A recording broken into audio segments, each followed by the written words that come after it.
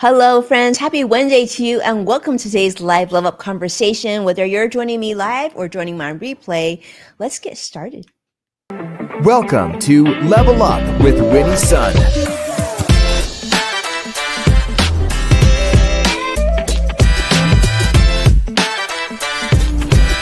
Award-winning financial pro. Get ready. Level Up with Winnie Sun. Hello, and welcome to the show. I'm Winnie, your host, an award-winning financial pro, a Forbes contributor, and a CNBC council member and contributor. I'm so grateful to be joining you live. And of course, Happy New Year once again. We are streaming live on many different social media platforms. So jump in, say hello, introduce yourself. It is great to be here with you. Well, let's start with some good news because the market's still open and it's a good day. The Dow is currently up 766 points. Actually, was even a little bit higher just a moment ago.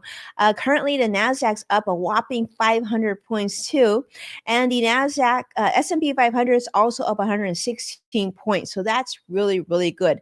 Now, part of that is, of course, some of the signals coming in regarding inflation. In fact, on CNBC, shared by my good friend Greg, talking about how the consumer price index has increased by 2.9% year over year in December, up from 2.7% in November. Some of the areas, though, that we continue to see rising prices are going to be in grocery, so 0.3% month over month.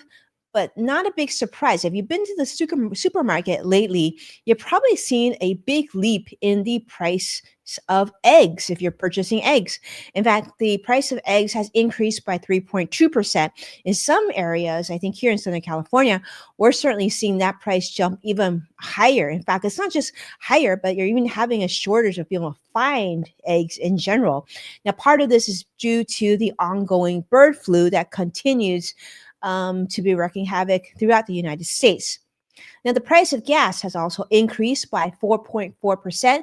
Of course, that's adjusted for seasonal factors such as certain areas are colder, right? And certain areas, just depends. Like I know here in California, prices of gas never really goes down that low, but nonetheless, it looks a little bit healthier than it did not that long ago. Now, shelter inflation fell by 4.6%. This is the lowest since January of 2022.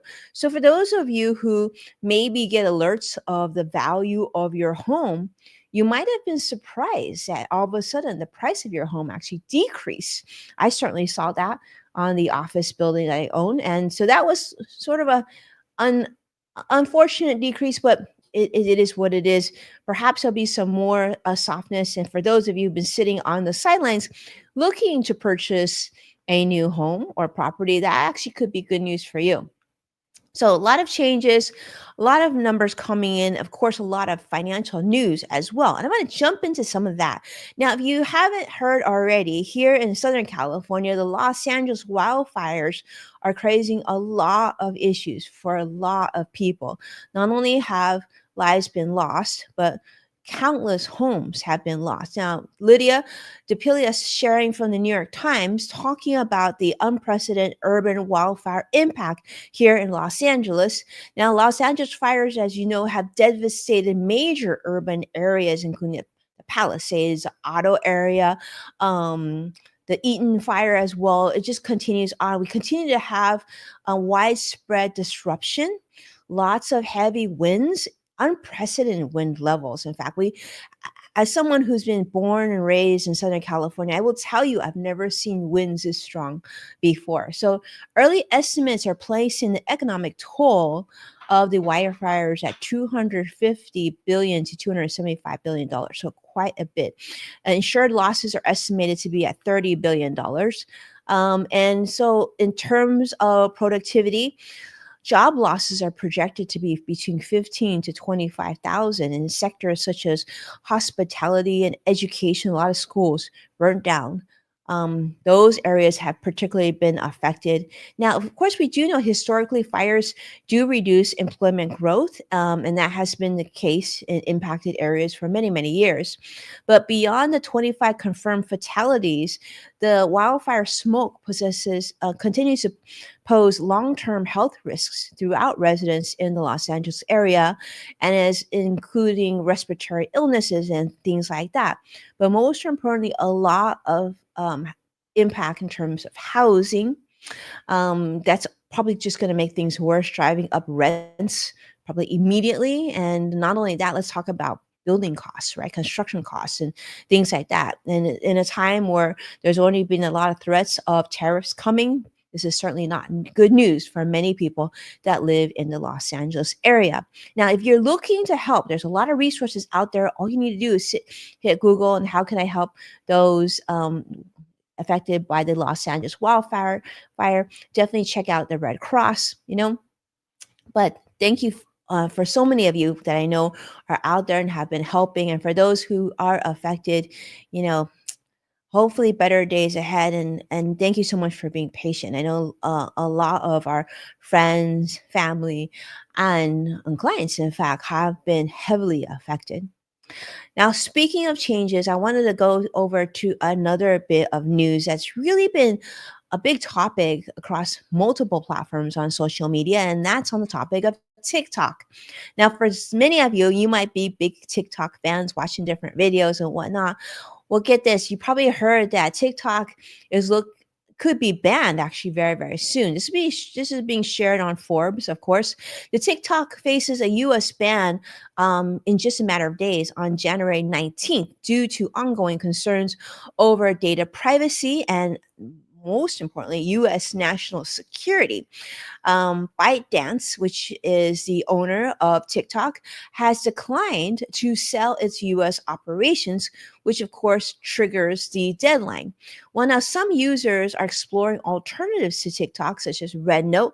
Others have turned to social media to share different jokes and memes and like what they think really funny stuff about the ban, really reflecting sort of the internet's coping culture. Now, the wave of memes also reflects a common physiological response to stress, and they're just hoping for potential. Um, I guess they're just hoping that it doesn't get sold or it doesn't get closed or doesn't something else. They just want TikTok to be the way that it is. So with an estimated 120 million current US users on TikTok, this of course is going to impact significantly on what users spend their time on. So instead of TikTok daily, maybe they'll be going to Instagram or some of the other social media platforms. It's sort of wait to see at this point. But public sentiment does highlight the skepticism towards the ban. They're even questioning how TikTok is any different from Facebook or Instagram, which they say don't have these similar restrictions. So social media's collective humor now is just showing that people don't really believe that this ban is actually going to take place. For those of you who are watching me live, let me know your comments to that. You like it? You don't like it? What are you doing there? I see Vicky coming in and I see Sadiq coming in live. Thank you so much. Yeah, let me know. Sadiq is saying red note. Have you gone to red note? Are you still like hanging out at TikTok? Where are you spending your time? All right. Let's continue on because this is a big story coming out about Capital One. And this isn't a good thing. The CFPB is accusing Capital One of misleading consumers over savings rates. This is being shared on CNBC by Russell Leong, talking about how the Consumer Financial Protection Bureau, CFPB, is now suing Capital One. They're saying that the bank misled customers about savings accounts, which has cost over $2 billion in interest. Wow, that's a lot. Now, we're saying that, they advertise this sort of like 360 savings, and they weren't really very clear about the 360 savings account and sort of new 360 performance savings account, creating that false impression that they were actually identical. To be honest with you, when I first read this article, I thought they were identical too. Now, they're saying, but there is a big difference between 2019 and 2024, though. The 360 savings account rate was held at 0.3%, while the 360 performance savings rate rose to 4.35% by January of 2024. So this 360 savings they felt was, not very good in terms of marketing and their marketing campaigns. And they didn't feel like it was fair. And it actually prohibited employees from informing account holders for the better option. Yikes. So, yes, so that's what's happening. Let me know your thoughts. If you've had this account, most importantly, like, how would people know unless you really took the time to read the fine print? And let's be honest, a lot of people don't have the time or expertise or interest to read a lot of the fine print on these sort of these banking accounts. But it just goes to show you how important it is to take the time to understand them and to ask questions, and most importantly, to have banking representatives be able to explain them to you. Because imagine if, especially if we have family members who are senior citizens, how would they understand this information? Sometimes it just takes that extra effort to explain things, right? Exactly. And speaking of things that are changing, let's talk about Starbucks. Starbucks is making a big change to their open door policy. Now, what this means is now they are going to reinstate that you must purchase something in order to use some of their benefits. This is being shared by the New York Times, Amanda Hopich, talking about their new purchase requirement. Starting January 27th, this month, Starbucks is going to require you and all their customers to at least make a purchase in order to use not only their bathrooms or their patios, but also their seating areas. Now, this reverses a 2018 open access policy. That's no longer the case. The policy includes a formal code of conduct banning harassment, discrimination, smoking, panhandling. So violators will be asked to leave or face official law enforcement intervention. Now, Starbucks plans to provide about 40 plus hours of training to their staff to prepare for these sort of changes and other new practices, such as offering unlimited coffee refills to dine-in customers. So I guess that's one of the positives, right? But nonetheless, I'm curious to see how you feel about this. Do you like it? Do you not like it? Do you feel like this is fair? The company does aim to enhance, of course, the environment for paying customers, just to make sure that not only do you have a clean, safe place to sit, but also, most importantly, a safe place to sit. All right, I'm seeing comments coming in talking about, I guess a lot of talk about TikTok.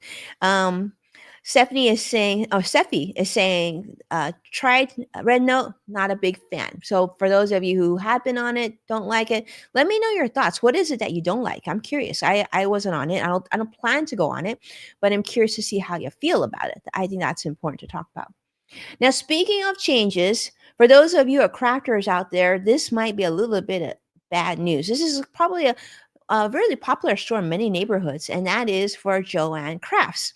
Joanne Crafts, this is being shared on Bloomberg, has now once again filed for a bankruptcy. And I say once again because it's actually the second bankruptcy in a year. They filed for bankruptcy once again, citing significant debt and economic challenges just months after emerging from its first bankruptcy process in last year in 2024. The company currently faces $617 plus million in funded debt and $133 million in outstanding trade debt. So they're talking about it's just they're sluggish sales. People aren't going in and probably purchasing as much. They have inventory mismanagement. A lot of financial pressures are on Joanne. I used to call it Joanne Fabrics, so I think it's Joanne Crafts now. But Joanne's bankruptcy reflects sort of broader challenges that we have heard about. I almost call it like the Walmart Amazon effect. You have so many other options to purchase the things that you need. So some of these more niche businesses like Joann's, sometimes can't compete when other companies get into their space and then are able to reduce costs, right? And then some of the things you don't feel like you have to go into the stores, and those are it gives you more options. So after exiting its first bankruptcy in 2024 with reduced debt and 800 stores, Joanne, of course, aimed for better financial footing, but it looks like it didn't really happen. And so they're now facing a second bankruptcy process. Now, speaking of changes, here is a big one, and I hope that you write down because and something that you check and cross-reference in your kitchen because this is a big one. The FDA has banned officially red number 3. This is because of cancer concerns. This is being shared on NBC News by Berkeley Loveless Jr.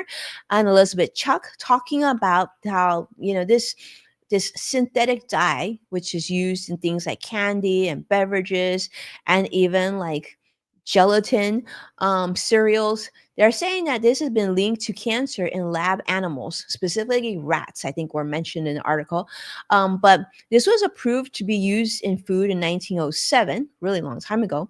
And it's been under scrutiny since the 1980s when studies then revealed that rats would grow tumors when they consume this product. So food manufacturers are now, of course, they need to reformulate their products by January of 2027. So my suggestion is just stay away from them completely now. Today, and just check the ingredients and stay away from red number 3. So groups such as the Center for Science and the Public Interest at CSPI and the Environmental Working Group say this is long overdue, and I think you would probably agree. Now, red number 3 banning isn't something new. It's actually heavily restricted already in many countries, including Japan, the European Union, Australia as well. So, what gives? Why are we here in the United States so slow to ban this product? That's really unfortunate. Can you imagine? I'm reading so many articles on that and talking about parents and seeing the effects of this on their children. But those who are more sensitive to this knew that this was an issue, but then it wasn't widespread. And most importantly, the products have continued to be on the shelves of supermarkets and stores for us to purchase. Big problem. With that in mind, so to give you an idea, some of the areas that you see a lot of this, yeah, Sadiq is saying money, I would agree. A lot of this you're going to see in candy and gummies, even gummy vitamins. I just learned this. That is a bad thing because I'm sure many of you parents out there who maybe feed your kids gummy vitamins think that you're doing something healthy when it might not be. So this is in hard candies and lollipops, gelatins, frostings, baked goods, breakfast cereal. So what can you replace this with? Oh, even those fancy little cherries that you might see in cocktails, that also has this product in it as well. Probably no surprise to you on there, but fruit snacks, fruit roll-ups, any kind of red colored chips, dietary supplements, medications, even chewable vitamins and pills, like we talked about. So definitely something to pay attention to. But companies that make these sort of products have until 2027 to make these changes. And some not natural alternatives for those of you are interested is that they could actually use beet juice, right?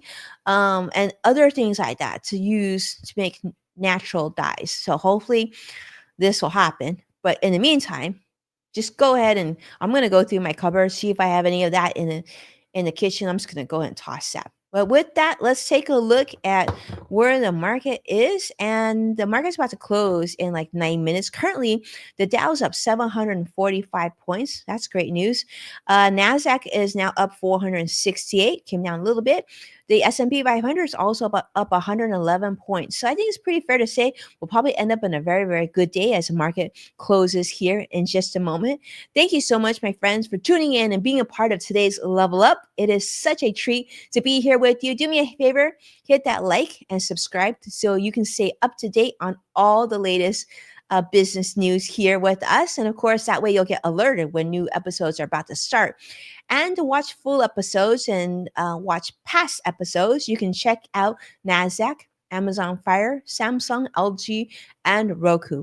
With that, thank you so much, my friends, for sharing the episodes online. I see many of you tag at Winnie Sun, so I can see that. So thank you so much for making that effort. Truly, truly grateful for you tuning in.